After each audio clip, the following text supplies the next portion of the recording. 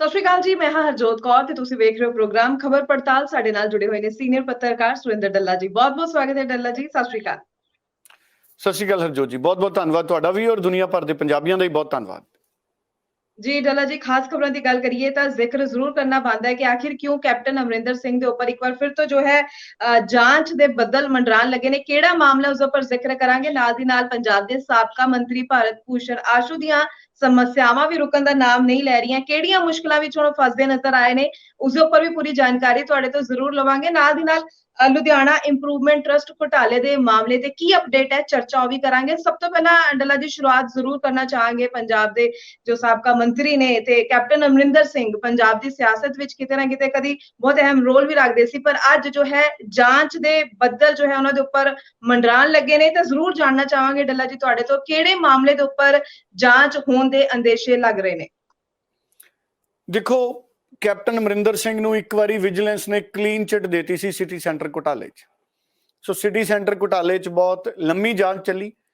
Captain Amarinder ਨੇ ਬਾਦਲਾਂ ਤੇ case ਦਰਜ ਕੀਤੇ ਸੀ, ਬਾਦਲਾਂ ਨੂੰ ਕਲੀਨ ਚਿੱਟ ਮਿਲ ਗਈ, ਉਹ ਬਰੀ ਹੋ ਗਏ। ਫਿਰ ਕੈਪਟਨ ਅਮਰਿੰਦਰ ਤੇ ਕੇਸ ਦਰਜ ਹੋਇਆ, ਫਿਰ ਬਾਦਲਾਂ ਦੀ ਸਰਕਾਰ ਆ ਗਈ। ਬਾਦਲਾਂ ਦੀ ਸਰਕਾਰ 'ਚ ਮੱਠਾ ਜਾਂਚ ਚੱਲਦੀ ਰਹੀ ਤੇ ਜਦੋਂ ਹੁਣ ਕੈਪਟਨ ਅਮਰਿੰਦਰ ਦੀ ਸਰਕਾਰ ਆ ਗਈ ਸੀ ਤਾਂ ਵਿਜੀਲੈਂਸ ਵੱਲੋਂ ਫਿਰ ਕੈਪਟਨ ਅਮਰਿੰਦਰ ਨੂੰ ਸਿਟੀ ਸੈਂਟਰ ਘੁਟਾਲੇ 'ਚ ਕਲੀਨ ਚਿੱਟ ਮਿਲ ਗਈ। ਸੋ ਪੰਜਾਬ 'ਚ ਕਲੀਨ ਚਿੱਟਾਂ ਪਿਛਲੀਆਂ ਸਰਕਾਰਾਂ 'ਚ ਬਹੁਤ ਚੱਲਦੀਆਂ ਸੀ। ਸੋ ਕਲੀਨ ਚਿੱਟਾਂ ਖੂਬ ਮਿਲੀਆਂ ਲੀਡਰਾਂ ਨੂੰ। ਕੈਪਟਨ ਅਮਰਿੰਦਰ ਸਿੰਘ ਨੂੰ ਅੰਮ੍ਰਿਤਸਰ ਦਾ ਇੰਪਰੂਵਮੈਂਟ ਟਰਸਟ ਦਾ ਮਾਮਲਾ ਸੀ, ਉਹਦੇ 'ਚ ਵੀ ਕਹਿੰਦੇ ਕਲੀਨ ਚਿੱਟ ਮਿਲ ਗਈ ਸੀ।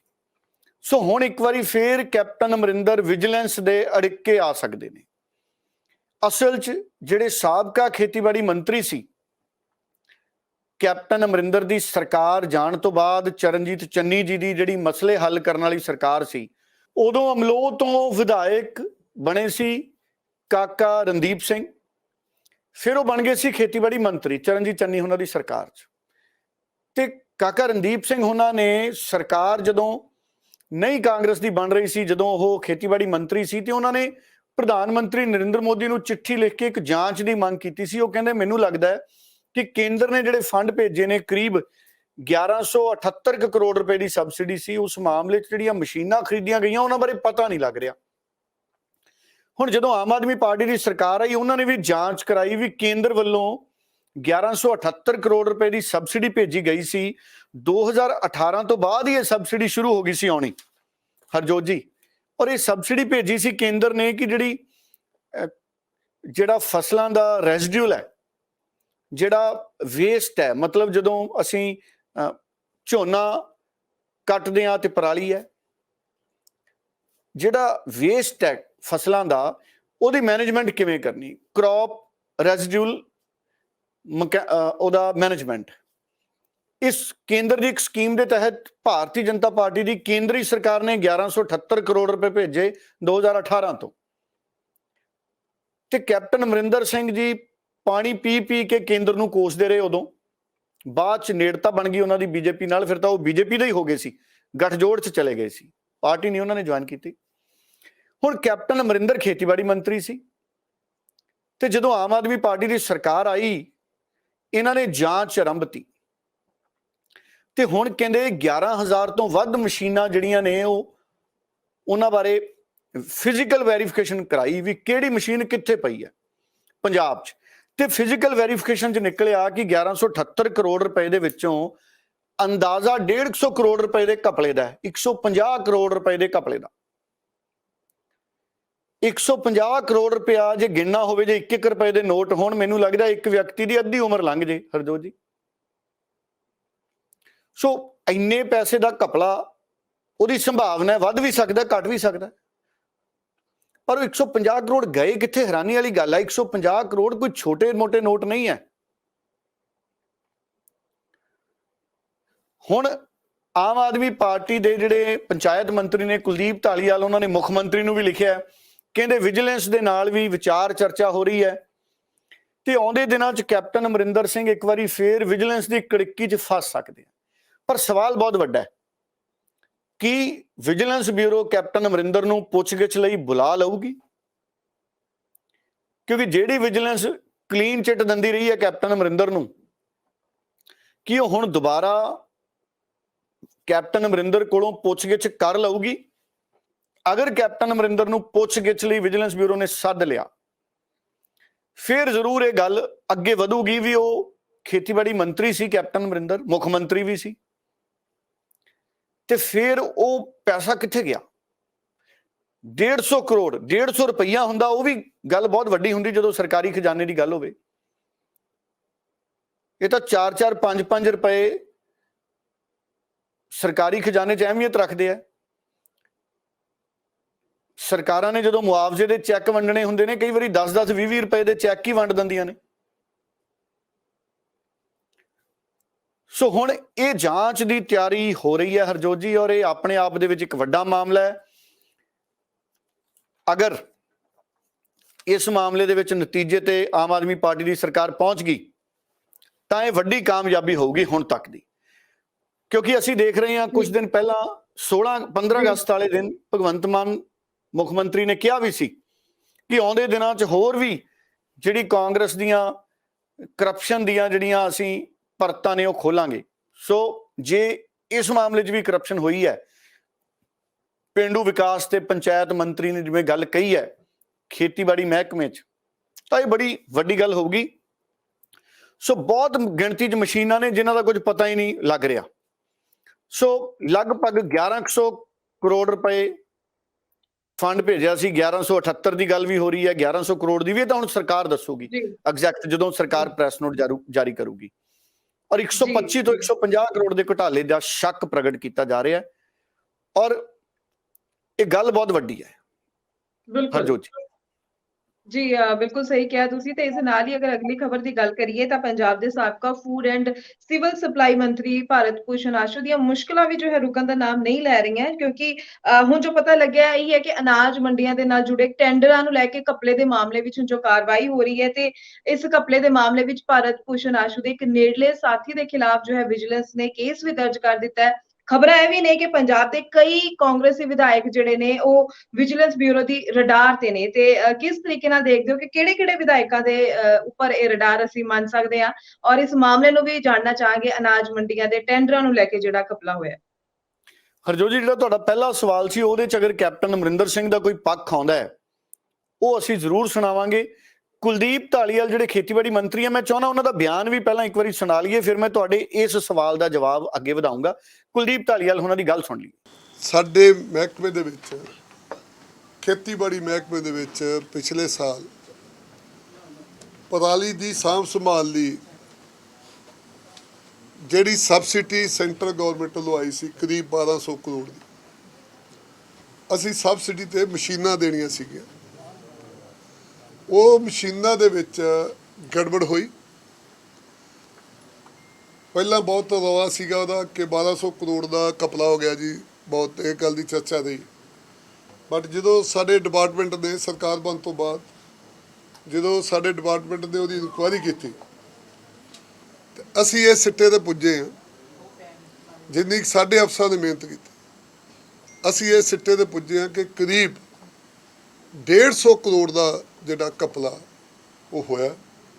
ਔਰ ਅਸੀਂ ਬਕਾਇਦਾ ਆਪਣੇ ਮਹਿਕਮੇ ਵੱਲੋਂ ਇਸ ਕੇਸ ਦੀ ਵਿਜੀਲੈਂਸ ਇਨਕੁਆਇਰੀ ਕਰਾਉਣ ਲਈ ਸੀਐਮ ਸਾਹਿਬ ਨੂੰ ਬੇਨਤੀ ਕੀਤੀ ਹੈ। ਅਸੀਂ ਆਪਣੀ ਫਾਈਲ ਜਿਹੜੀ ਹੈ ਪੰਜਾਬ ਦੇ ਮਾਨਯੋਗ ਮੁੱਖ ਮੰਤਰੀ ਸਰਦਾਰ ਭਗਵੰਤ ਸਿੰਘ ਮਾਨ ਜੀ ਨੂੰ ਭੇਜ ਦਿੱਤੀ ਹੈ, ਔਰ ਅਸੀਂ ਚਾਹੁੰਦੇ ਹਾਂ ਕਿ ਇਹਦੀ ਇਨਕੁਆਇਰੀ ਜਿਹੜੀ ਡੀਪਲੀ ਹੋਵੇ, ਕਿਉਂਕਿ ਜਿਹੜੀਆਂ ਸੈਂਟਰ ਗਵਰਨਮੈਂਟ ਕੋਲ ਸਾਨੂੰ ਪੈਸੇ ਮਿਲਦੇ, ਸਾਡੀਆਂ ਜਿਹੜੀਆਂ ਸਕੀਮਾਂ ਜੇ ਕਿਤੇ ਗੜਬੜ ਹੋ ਜਾਂਦੀ ਹੈ ਤੇ ਫਿਰ ਅੱਗੋਂ ਪੈਸੇ ਆਉਣੇ ਜਿਹੜੇ ਸਾਡੇ ਲਈ ਮੁਸ਼ਕਲ ਹੋ ਜਾਂਦੇ, ਸਾਡਾ ਰਸਤਾ ਬੰਦ ਹੋ ਜਾਂਦਾ। ਔਰ ਜਿਹੜੇ ਸਾਨੂੰ ਸੈਂਟਰ ਕੋਲੋਂ ਪੈਸੇ ਆਉਂਦੇ ਆ ਉਹ ਵੀ ਲੋਕਾਂ ਦੀ ਜੀਐਸਟੀ, ਲੋਕਾਂ ਦੀ ਮਿਹਨਤ ਦਾ ਜਿਹੜਾ ਟੈਕਸ ਆ ਉਹਦਾ ਪੈਸਾ ਬਕਾਇਆ ਜਿਹੜਾ ਆਉਂਦਾ, ਚਾਹੇ ਸਬਸਿਡੀ ਦੇ ਰੂਪ 'ਚ ਆਉਂਦਾ, ਚਾਹੇ ਲੋਨ ਦੇ ਰੂਪ 'ਚ ਆਉਂਦਾ, ਕਿਸੇ ਰੂਪ 'ਚ, ਗ੍ਰਾਂਟ ਦੇ ਰੂਪ 'ਚ ਆਉਂਦਾ। ਬਟ ਲੋਕਾਂ ਦਾ ਇਹ ਪੈਸਾ ਜਿਹੜਾ ਇਹ ਕਿਉਂ ਕੋਈ ਖਾਵੇ, ਕਿਉਂ ਕੋਈ ਬਰਬਾਦ ਕਰੇ। ਇਸ ਕਰਕੇ ਅਸੀਂ ਚਾਹੁੰਦੇ ਹਾਂ ਕਿ ਇਸ ਕੇਸ ਦੇ ਵਿੱਚ ਸਖਤ ਕਾਰਵਾਈ ਕੀਤੀ ਜਾਵੇ, ਮਿਸਾਲੀ ਕਾਰਵਾਈ ਕੀਤੀ ਜਾਵੇ, ਔਰ ਉਹਦੀ ਫਾਈਲ ਜਿਹੜੀ ਆ ਮੁੱਖ ਮੰਤਰੀ ਸਾਹਿਬ ਨੂੰ ਅਸੀਂ ਭੇਜਤੀ ਹੈ। ਹੁਣ ਮੈਂ ਤੁਹਾਡੇ ਤਾਜ਼ੇ ਸਵਾਲ ਦਾ ਜਵਾਬ ਦਿੰਦਾ। ਭਾਰਤ ਭੂਸ਼ਣ ਆਸ਼ੂ ਵੀ ਕੈਪਟਨ ਅਮਰਿੰਦਰ ਉਹਨਾਂ ਦੇ ਬਹੁਤ ਨੇੜੇ ਰਹੇ ਨੇ ਬਤੌਰ ਮੁੱਖ ਮੰਤਰੀ, ਜਦੋਂ ਕੈਪਟਨ ਅਮਰਿੰਦਰ ਮੁੱਖ ਮੰਤਰੀ ਸੀ ਬਤੌਰ ਮੰਤਰੀ। ਤੇ ਫਿਰ ਚਰਨਜੀਤ ਚੰਨੀ ਦੇ ਵੀ ਨੇੜੇ ਹੋ ਗਏ। ਸ਼ੁਰੂ 'ਚ ਨਵਜੋਤ ਸਿੰਘ ਸਿੱਧੂ ਦੇ ਵੀ ਨੇੜੇ ਰਹੇ ਨੇ ਭਾਰਤ ਭੂਸ਼ਣ ਆਸ਼ੂ, ਤੇ ਕਾਂਗਰਸ ਦੀ ਸੀਨੀਅਰ ਲੀਡਰਸ਼ਿਪ ਦੇ ਵੀ ਬੜੇ ਨੇੜੇ ਹੈ, ਕਿਉਂਕਿ ਭਾਰਤ ਭੂਸ਼ਣ ਆਸ਼ੂ ਨੂੰ ਬਹੁਤ ਸਿਆਣਾ ਲੀਡਰ ਮੰਨਿਆ ਜਾਂਦਾ ਹੈ। ਜ਼ਮੀਨ ਤੋਂ ਉੱਠੇ ਨੇ ਭਾਰਤ ਭੂਸ਼ਣ ਆਸ਼ੂ, ਪਹਿਲਾਂ ਕਾਉਂਸਲਰ ਰਹੇ, ਬੜੀ ਮਿਹਨਤ ਕੀਤੀ, ਦਿਨ ਰਾਤ ਮਿਹਨਤ ਕੀਤੀ, ਲੋਕਾਂ ਦੇ ਕੰਮ ਕੀਤੇ, ਕਾਰਪੋਰੇਸ਼ਨ ਦੇ ਲੋਕਾਂ ਦੇ ਕੰਮ ਕਰਾਏ, ਲੋਕਾਂ ਦੇ ਮਸਲੇ ਹੱਲ ਕਰਾਏ। ਚਰਨਜੀਤ ਚੰਨੀ ਉਹਨਾਂ ਦਾ ਨਾਰਾ ਤਾਂ ਜਦੋਂ ਮੁੱਖ ਮੰਤਰੀ ਬਣੇ ਫਿਰ ਮਸ਼ਹੂਰ ਹੋਇਆ ਵੀ ਚਰਨਜੀਤ ਚੰਨੀ ਮਸਲੇ ਹੱਲ ਕਰਦਾ ਹੈ। ਸਨਅਤੀ ਕੇਂਦਰ ਲੁਧਿਆਣੇ 'ਚ ਭਾਰਤ ਭੂਸ਼ਣ ਆਸ਼ੂ ਬਾਰੇ ਵੀ ਇਹ ਕਿਹਾ ਜਾਂਦਾ ਸੀ ਵੀ ਉਹ ਲੋਕਾਂ ਦੇ ਮਸਲੇ ਹੱਲ ਕਰਦਾ। ਬੜੇ ਮਿਲਣਸਾਰ ਨੇ ਭਾਰਤ ਭੂਸ਼ਣ ਆਸ਼ੂ, ਬੜੇ ਮਿੱਠੇ ਸੁਭਾਅ ਦੇ ਨੇ ਭਾਰਤ ਭੂਸ਼ਣ ਆਸ਼ੂ, ਲੋਕਾਂ 'ਚ ਉਹਨਾਂ ਦਾ ਬੜਾ ਸਤਿਕਾਰ ਹੈ। ਪਰ ਇਹ ਜਿਹੜਾ ਇਲਜ਼ਾਮ ਹੈ ਉਹਨਾਂ ਤੇ, ਉਹਨਾਂ ਦੇ ਮਹਿਕਮੇ ਤੇ, ਇਹ ਪਹਿਲਾਂ ਵੀ ਆਉਂਦਾ ਰਿਹਾ। ਜਦੋਂ ਉਹ ਮੰਤਰੀ ਸੀ ਉਦੋਂ ਵੀ ਕਈ ਵਾਰੀ ਪ੍ਰੈਸ ਕਾਨਫਰੰਸ ਹੁੰਦੀ ਸੀ, ਬਹੁਤ ਜਿਹੜੇ ਛੋਟੇ ਠੇਕੇਦਾਰ ਨੇ ਉਹ ਆਵਾਜ਼ ਬੁਲੰਦ ਕਰਦੇ ਸੀ ਕਿ ਭਾਰਤ ਭੂਸ਼ਣ ਆਸ਼ੂ ਜੀ ਮੰਡੀਆਂ ਦੇ ਵਿੱਚ ਜਿਹੜੇ ਟੈਂਡਰ ਲੱਗ ਰਹੇ ਨੇ ਪਾਰਦਰਸ਼ੀ ਨਹੀਂ, ਗਰੀਬ ਲੋਕਾਂ ਦਾ ਰੁਜ਼ਗਾਰ ਇਹਦੇ ਨਾਲ ਖਤਮ ਹੋ ਰਿਹਾ ਹੈ।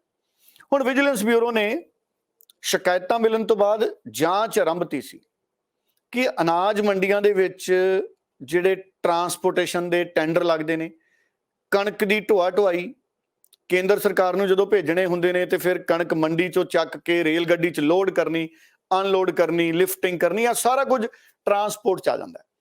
ਹੁਣ ਵਿਜੀਲੈਂਸ ਬਿਊਰੋ ਨੇ ਜਦੋਂ ਟਰਾਂਸਪੋਰਟੇਸ਼ਨ ਦੇ ਜਿਹੜੇ ਟੈਂਡਰ ਦੇਖੇ ਤੇ ਟਰਾਂਸਪੋਰਟੇਸ਼ਨ ਜੇ ਕਣਕ ਰੇਲ ਗੱਡੀ 'ਚ ਲੋਡ ਕਰਨੀ ਹੋਵੇ, ਹਰਜੋਤ ਜੀ, ਮੰਡੀ 'ਚੋਂ ਕੋਈ ਸਕੂਟਰ ਤੇ ਲਿਜਾ ਸਕਦਾ ਕਣਕ?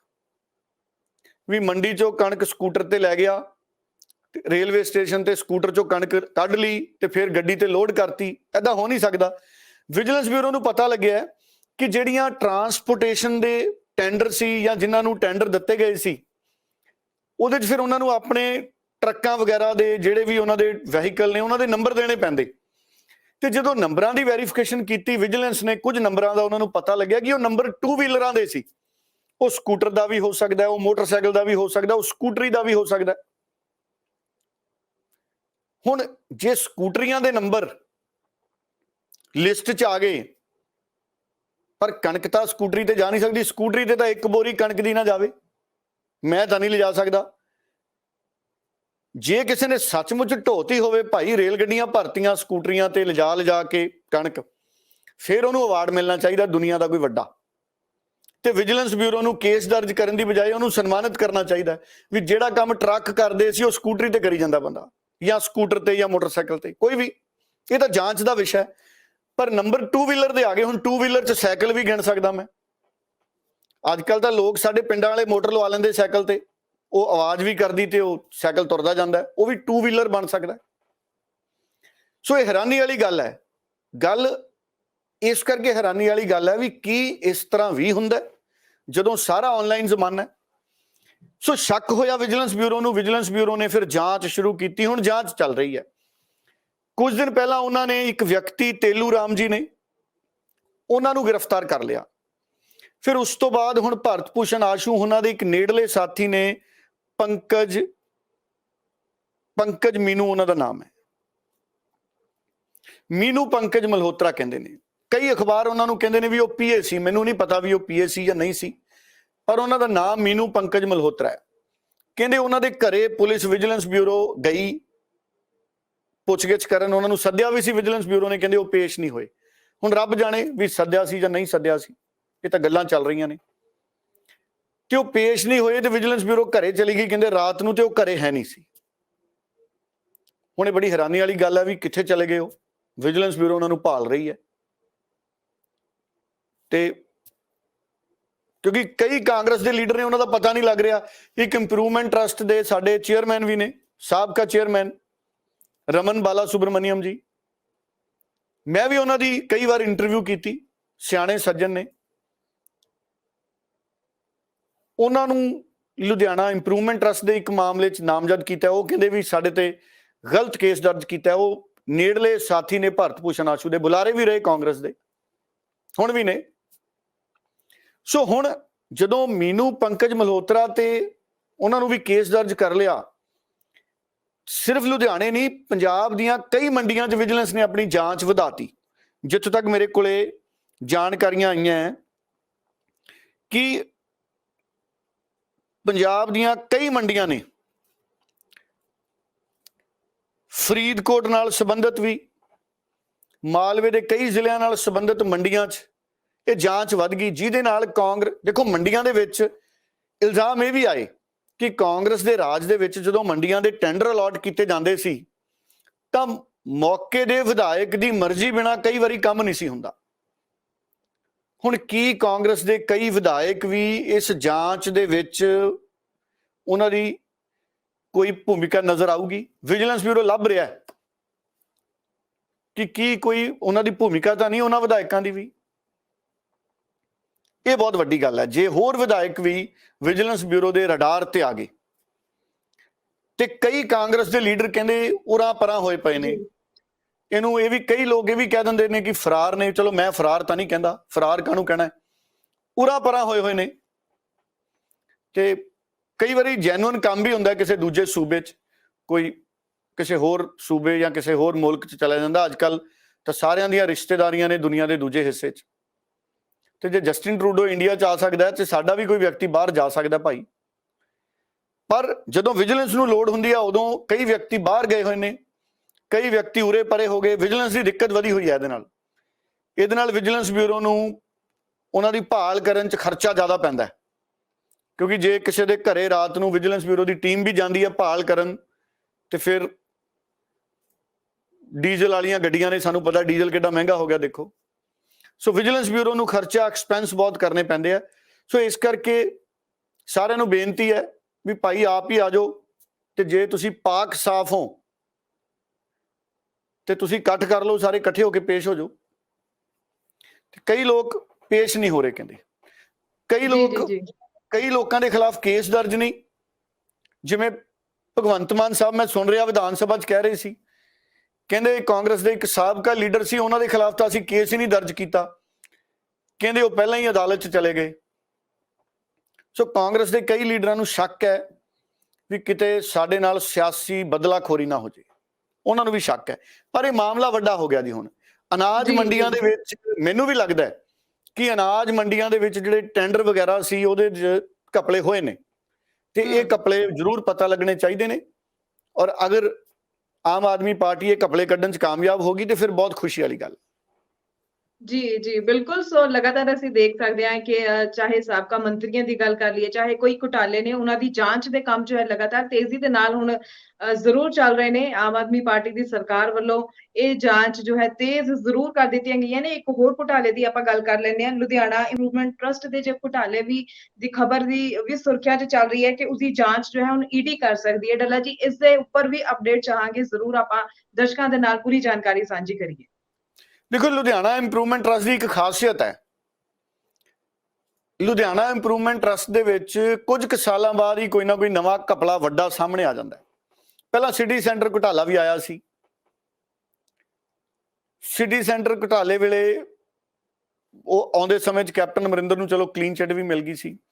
ਹੁਣ ਲੁਧਿਆਣਾ ਇੰਪਰੂਵਮੈਂਟ ਟਰਸਟ ਦੇ ਵਿੱਚ ਈਡੀ ਦਖਲ ਦੇ ਸਕਦੀ ਹੈ। ਵਿਜੀਲੈਂਸ ਬਿਊਰੋ ਨੇ ਲੁਧਿਆਣਾ ਇੰਪਰੂਵਮੈਂਟ ਟਰਸਟ ਦੇ ਵਿੱਚ ਕੁਝ ਪਲਾਟ ਸੀ ਜਿਹੜੇ, ਉਹਨਾਂ ਦੀ ਅਲਾਟਮੈਂਟ ਨੂੰ ਲੈ ਕੇ ਕੁਝ ਗੜਬੜੀਆਂ ਤੇ ਕੁਝ ਕਰਪਸ਼ਨ ਦੇ ਐਲੀਗੇਸ਼ਨ ਤੋਂ ਬਾਅਦ ਇੱਕ ਕੇਸ ਦਰਜ ਕੀਤਾ ਗਿਆ ਸੀ। ਉਹਦੇ 'ਚ ਸਾਬਕਾ ਚੇਅਰਮੈਨ ਵੀ ਲੁਧਿਆਣਾ ਇੰਪਰੂਵਮੈਂਟ ਟਰਸਟ ਦੇ ਨਾਮਜ਼ਦ ਕੀਤੇ ਗਏ ਨੇ। ਸੋ ਲੁਧਿਆਣਾ ਇੰਪਰੂਵਮੈਂਟ ਟਰਸਟ ਦੇ ਸਾਬਕਾ ਚੇਅਰਮੈਨ ਤੇ ਜਦੋਂ ਕੇਸ ਦਰਜ ਕੀਤਾ ਤੇ ਉਹਨਾਂ ਦੀ ਵੀ ਭਾਲ ਕਰ ਰਹੀ ਹੈ ਵਿਜੀਲੈਂਸ ਬਿਊਰੋ। ਪਰ ਪਤਾ ਇਹ ਲੱਗਿਆ ਕਿ ਹੁਣ ਇਨਫੋਰਸਮੈਂਟ ਡਾਇਰੈਕਟੋਰੇਟ ਨੇ, ਹਰਜੋਤ ਜੀ, ਲੁਧਿਆਣਾ ਵਿਜੀਲੈਂਸ ਬਿਊਰੋ ਨੂੰ ਅਪਰੋਚ ਕੀਤਾ ਤੇ ਉਹ ਚਾਹ ਰਹੇ ਨੇ ਕਿ ਪੂਰੇ ਮਾਮਲੇ ਦੀ ਜਿਹੜੀਆਂ ਫਾਈਲਸ ਨੇ ਉਹ ਈਡੀ ਕੋਲੇ ਜਾਣ। ਅਗਰ ਅਜਿਹਾ ਹੁੰਦਾ ਹੈ ਤੇ ਫਿਰ ਜਿੰਨੇ ਵੀ ਕੁਝ ਪਲਾਟ ਨੇ ਉਹਨਾਂ ਦੀ ਅਲਾਟਮੈਂਟ ਦੇ ਉੱਤੇ ਸਵਾਲ ਨੇ, ਕੁਝ ਕਰਪਸ਼ਨ ਦੇ ਐਲੀਗੇਸ਼ਨਸ ਨੇ, ਉਹ ਸਾਰਿਆਂ ਦੀ ਇਨਵੈਸਟੀਗੇਸ਼ਨ ਇਨਫੋਰਸਮੈਂਟ ਡਾਇਰੈਕਟੋਰੇਟ ਕਰੇਗੀ। ਹੁਣ ਇੱਥੇ ਦੇਖਣ ਵਾਲੀ ਗੱਲ ਇਹ ਹੈ ਕਿ ਜਿਹੜੇ ਲੁਧਿਆਣਾ ਇੰਪਰੂਵਮੈਂਟ ਟਰਸਟ ਦੇ ਵੀ ਸਾਬਕਾ ਚੇਅਰਮੈਨ ਨੇ, ਉਹ ਵੀ ਜਿਹੜੇ ਸਾਬਕਾ ਮੰਤਰੀ ਨੇ ਭਾਰਤ ਭੂਸ਼ਣ ਆਸ਼ੂ ਜੀ, ਉਹਨਾਂ ਦੇ ਨੇੜਲੇ ਸਾਥੀਆਂ ਚੋਂ ਨੇ। ਸੋ ਇਹ, ਕਿਉਂਕਿ ਦੇਖੋ ਮੈਂ ਅੱਗੇ ਵੀ ਕਿਹਾ ਕਿ ਭਾਰਤ ਭੂਸ਼ਣ ਆਸ਼ੂ ਜੀ ਬਹੁਤ ਸਰਗਰਮ ਰਹੇ ਨੇ ਲੁਧਿਆਣਾ 'ਚ ਬਤੌਰ ਮੰਤਰੀ ਵੀ। ਹੁਣ ਉਹ ਪੰਜਾਬ ਕਾਂਗਰਸ ਦੇ ਵਰਕਿੰਗ ਪ੍ਰੈਜ਼ੀਡੈਂਟ ਨੇ। ਸੋ ਕਾਂਗਰਸ ਨੂੰ ਮਜ਼ਬੂਤ ਕਰਨ 'ਚ ਵੀ ਜਿੱਥੇ ਉਹ ਸਰਗਰਮ ਨੇ, ਉੱਥੇ ਹੁਣ ਉਹਨਾਂ ਨੂੰ ਇਹ ਸਾਰੇ ਮਾਮਲੇ ਨੇ ਜਿਹੜੇ ਵੀ ਨਿਬੜਨੇ ਪੈਣਗੇ। ਸੋ ਬਾਕੀ ਵੇਖਦੇ ਹਾਂ, ਆਉਂਦੇ ਸਮੇਂ 'ਚ ਪਤਾ ਲੱਗ ਜਾਏਗਾ ਵੀ ਕੀ ਸੱਚ ਸੀ, ਕਿੱਥੇ ਰਾਜਨੀਤੀ ਹੋਈ ਤੇ ਨਿਚੋੜ ਕੀ ਹੈ ਪੂਰੇ ਮਾਮਲਿਆਂ ਦਾ। ਸੋ ਇਹ ਤਾਂ ਹੁਣ ਰੱਬ ਜਾਣਦਾ ਜੀ ਕੌਣ ਦੋਸ਼ੀ ਹੈ ਕੌਣ ਨਹੀਂ। ਪਰ ਹਾਂ, ਜਿਹੜਾ ਅਨਾਜ ਮੰਡੀਆਂ ਦੇ ਟੈਂਡਰ ਸੀ, ਟੈਂਡਰਾਂ ਦੇ ਵਿੱਚ ਜ਼ਰੂਰ ਕਿਤੇ ਨਾ ਕਿਤੇ, ਮੈਂ ਪਹਿਲਾਂ ਵੀ ਰਿਪੋਰਟਾਂ ਪ੍ਰਸਾਰਿਤ ਕੀਤੀਆਂ ਨੇ ਕਿ ਜ਼ਰੂਰ ਉਹਦੀ ਜਾਂਚ ਹੋਣੀ ਚਾਹੀਦੀ ਹੈ। ਮੈਂ ਤਾਂ ਕਹਿੰਦਾ CBI ਔਰ ED ਤੋਂ ਜਾਂਚ ਹੋਣੀ ਚਾਹੀਦੀ ਹੈ। ਜਿਹੜੇ ਸਾਡੇ ਟੈਂਡਰ ਹੋਏ ਸੀ, ਕੱਲੇ ਵਿਜੀਲੈਂਸ ਤੋਂ ਨਹੀਂ, ਉਹਦੀ ਜਾਂਚ ਹੋਰ ਵੱਡੀ ਹੋਣੀ ਚਾਹੀਦੀ ਹੈ, ਕਿਉਂਕਿ ਬਹੁਤ ਵੱਡਾ ਉਹਦੇ 'ਚ ਨੁਕਸਾਨ ਆਮ ਲੋਕਾਂ ਦਾ ਹੋਇਆ। ਲੋਕਾਂ ਦੇ ਰੁਜ਼ਗਾਰ ਖਤਮ ਹੋ ਗਏ, ਬਹੁਤ ਸਾਰੇ ਲੋਕ ਆਪਣੇ ਕੰਮਕਾਰ ਤਬਾਹ ਕਰਕੇ ਬੈਠੇ ਨੇ। ਸੋ ਬਾਕੀ ਜਦੋਂ ED ਜਾਂਚ ਆਪਣੇ ਹੱਥ 'ਚ ਲੈ ਲੇਗੀ ਤੇ ਫਿਰ ਆਪਾਂ ਜ਼ਰੂਰ ਹੋਰ ਇਹਦੇ ਤੇ ਗੱਲ ਕਰਾਂਗੇ। ਹਰਜੋਤ ਜੀ ਡੱਲਾ ਜੀ, ਅੱਜ ਸ਼ੁੱਕਰਵਾਰ ਦਾ ਦਿਨ ਹੈ। ਅਗਰ ਗੱਲ ਕਰੀਏ ਤਾਂ ਸ਼ੁੱਕਰਵਾਰ ਨੂੰ ਨਵਜੋਤ ਸਿੰਘ ਸਿੱਧੂ ਦੇ ਨਾਲ ਜੇਲ੍ਹ ਵਿੱਚ ਮੁਲਾਕਾਤਾਂ ਦਾ ਸਿਲਸਿਲਾ ਵੀ ਹੁੰਦਾ ਹੈ। ਸੋ ਇੱਕ ਵਾਰ ਫਿਰ ਤੋਂ ਜੋ ਸੀਨੀਅਰ ਕਾਂਗਰਸੀ ਲੀਡਰ ਮਨੀਸ਼ ਤਿਵਾੜੀ ਜੀ ਤੇ ਉਹਨਾਂ ਦੇ ਕਈ ਸਾਥੀ ਜੋ ਹੈ ਮੁਲਾਕਾਤ ਕਰਨ ਜਾ ਰਹੇ ਨੇ ਨਵਜੋਤ ਸਿੰਘ ਸਿੱਧੂ ਦੇ ਨਾਲ। ਕਿਵੇਂ ਦੇਖਦੇ ਹੋ ਇਹਨਾਂ ਮੁਲਾਕਾਤਾਂ ਨੂੰ, ਔਰ ਕਿੰਨਾ ਕੁ ਅਸੀਂ ਜ਼ਰੂਰੀ ਸਮਝ ਸਕਦੇ ਹਾਂ ਕਿ ਕਮੀ ਦਿਖ ਰਹੀ ਹੈ ਨਵਜੋਤ ਸਿੰਘ ਸਿੱਧੂ ਦੀ ਪੰਜਾਬ ਦੀ ਸਿਆਸਤ ਦੇ ਵਿੱਚ? ਦੇਖੋ, ਜਿਹੜੀ ਤਾਂ ਤੁਸੀਂ ਗੱਲ ਕੀਤੀ ਹੈ ਦੂਸਰੀ ਵੀ, ਕਮੀ ਪੰਜਾਬ ਦੀ ਸਿਆਸਤ 'ਚ ਕੀ ਦਿਖ ਰਹੀ ਹੈ। ਦੇਖੋ, ਨਵਜੋਤ ਸਿੰਘ ਸਿੱਧੂ ਨੇ ਜਿਸ ਦਿਨ ਰਾਜਾ ਵੜਿੰਗ ਨੇ ਅਹੁਦਾ ਸੰਭਾਲਣਾ ਸੀ, ਉਸ ਦਿਨ ਪ੍ਰੈਸ ਨੂੰ ਸਧਾਰਨ ਗੱਲ ਕਹੀ ਸੀ ਨਵਜੋਤ ਸਿੰਘ ਸਿੱਧੂ ਨੇ ਕਿ ਕੈਪਟਨ ਅਮਰਿੰਦਰ ਦੇ ਸਮੇਂ ਮਾਫੀਆ ਰਾਜ ਚੱਲਦਾ ਰਿਹਾ।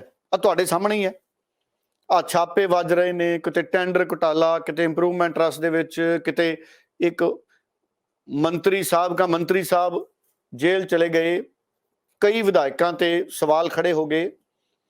ਆ ਹੁਣ ਕੈਪਟਨ ਅਮਰਿੰਦਰ ਉਹਨਾਂ ਦੇ ਖੇਤੀਬਾੜੀ ਮਹਿਕਮੇ ਦੇ ਉੱਤੇ ਸਵਾਲ ਖੜੇ ਹੋ ਗਏ। ਤੇ ਉਦੋਂ ਕੈਪਟਨ ਅਮਰਿੰਦਰ, ਉਦੋਂ ਨਵਜੋਤ ਸਿੰਘ ਸਿੱਧੂ ਜਦੋਂ ਬਿਆਨ ਦਿੰਦਾ ਸੀ ਵੀ ਪਿਛਲੇ 4.5 ਸਾਲ ਮਾਫੀਆ ਰਾਜ ਚੱਲਿਆ,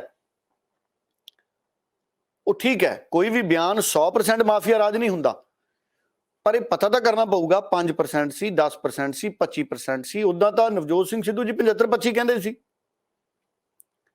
ਸੋ ਵੱਧ ਵੀ ਹੋ ਸਕਦਾ ਹੈ, 75-25 ਤੋਂ ਵੱਧ ਵੀ ਹੋ ਸਕਦਾ ਮਾਫੀਆ ਰਾਜ।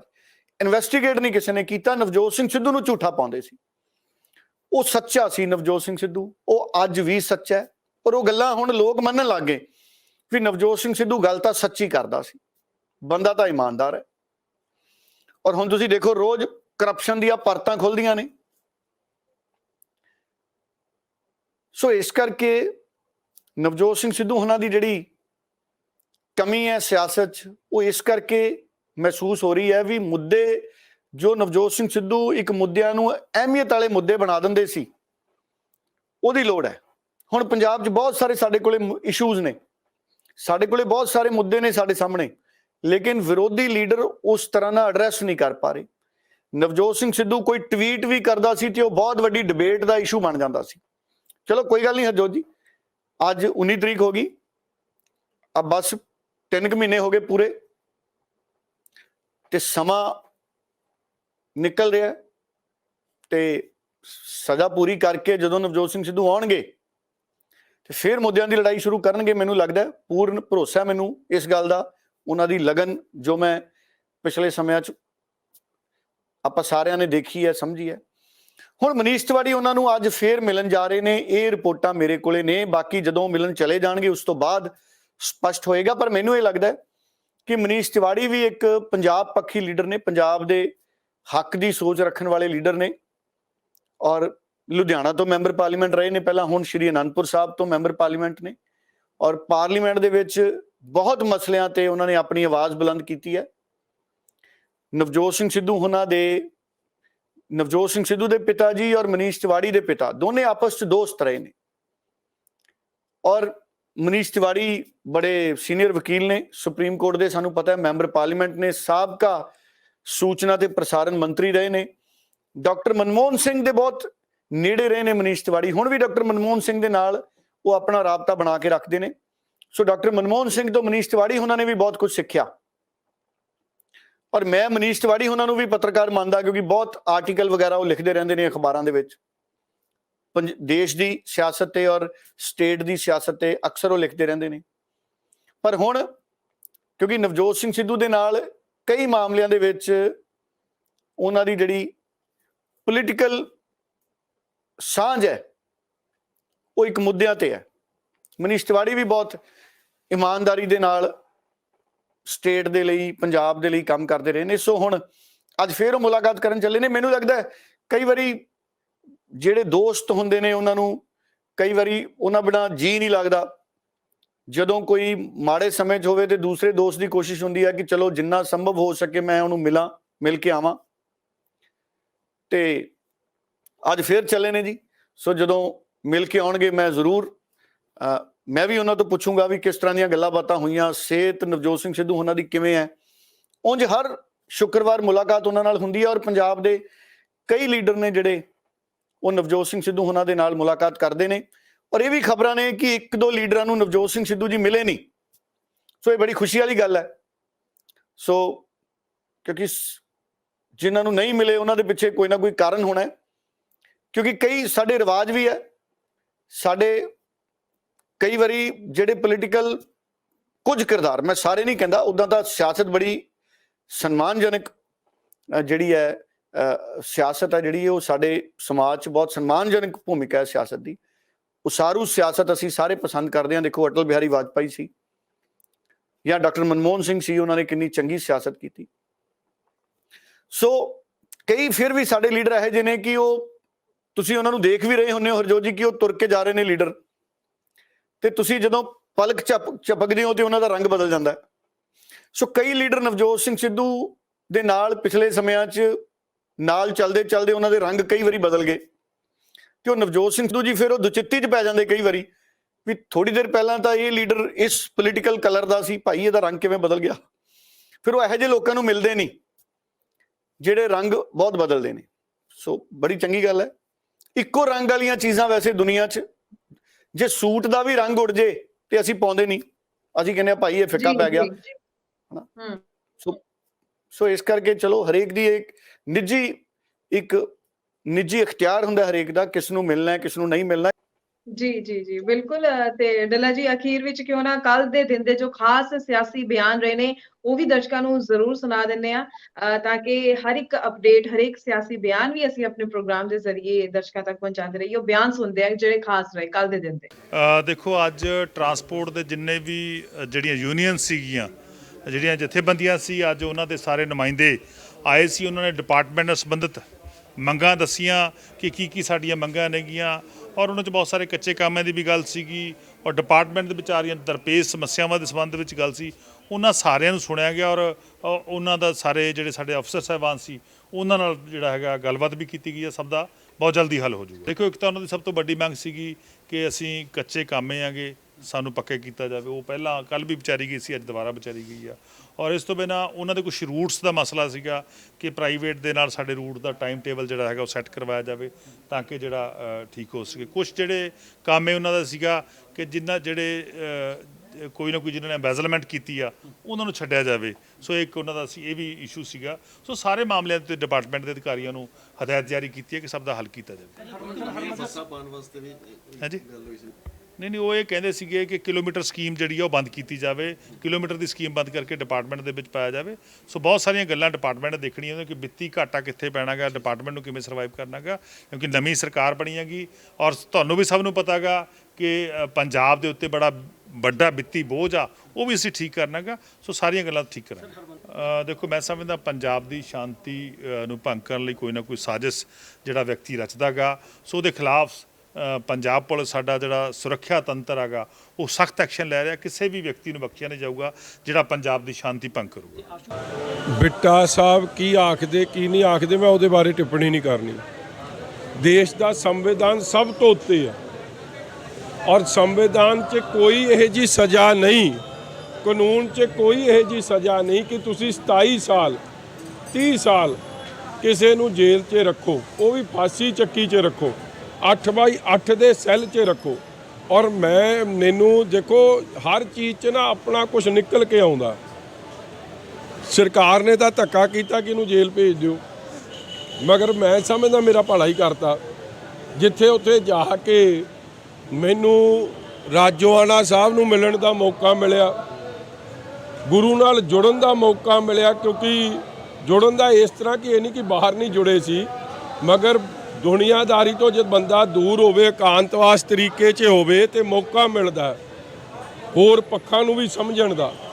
ਔਰ ਜੋ ਅੱਖੀ ਵੇਖਿਆ, ਜੋ ਹਾਲਾਤ ਮੈਂ ਰਾਜੋਆਣਾ ਸਾਹਿਬ ਦੇ ਵੇਖੇ ਕਿ 27 ਸਾਲ ਬਾਅਦ ਵੀ ਗੁਰੂ ਦੀ ਐਡੀ ਬਖਸ਼ਿਸ਼, ਚੜ੍ਹਦੀ ਕਲਾ, ਗੁਰੂ ਦੀ ਰਜ਼ਾ 'ਚ, ਗੁਰੂ ਦੀ ਹੁਕਮ ਅੰਦਰ, ਤੇ ਸੁਭਾਵਿਕ ਹੈ ਮਗਰ ਕਿਤੇ ਨਾ ਕਿਤੇ ਸਵਾਲ ਜ਼ਰੂਰ ਪੈਦਾ ਹੁੰਦਾ ਹੈ ਕਿ ਕਿਹੜਾ ਕਾਨੂੰਨ ਹੈ ਜਿਹਦੇ 'ਚ ਤੁਸੀਂ 27 ਸਾਲ ਕਿਸੇ ਨੂੰ ਅੰਦਰ ਰੱਖ ਛੱਡਿਆ। ਸੋ ਬਹੁਤ ਬਹੁਤ ਧੰਨਵਾਦ ਡੱਲਾ ਜੀ ਤੁਹਾਡਾ ਕਿ ਤੁਸੀਂ ਸਾਰੀ ਖਬਰਾਂ ਦੇ ਉੱਪਰ ਪੂਰੀ ਜਾਣਕਾਰੀ ਜੋ ਹੈ ਦਰਸ਼ਕਾਂ ਨਾਲ ਸਾਂਝੀ ਕੀਤੀ ਹੈ। ਦਰਸ਼ਕਾਂ ਦਾ ਵੀ ਧੰਨਵਾਦ ਕਰਦੇ ਹਾਂ, ਹਰ ਵਾਰ ਪ੍ਰੋਗਰਾਮ ਦੇ ਨਾਲ ਜੁੜਦੇ ਨੇ, ਆਪਣੇ ਸੁਝਾਅ ਕਮੈਂਟ ਜ਼ਰੀਏ ਸਾਡੇ ਤੱਕ ਪਹੁੰਚਾਉਂਦੇ ਨੇ। ਤਾਂ ਇਸ ਦੇ ਨਾਲ ਹੀ ਹੁਣ ਮੈਨੂੰ ਯਾਨੀ ਕਿ ਹਰਜੋਤ ਕੌਰ ਨੂੰ ਵੀ ਦਿਓ ਜੀ ਇਜਾਜ਼ਤ। ਧੰਨਵਾਦ। ਬਹੁਤ ਧੰਨਵਾਦ ਜੀ।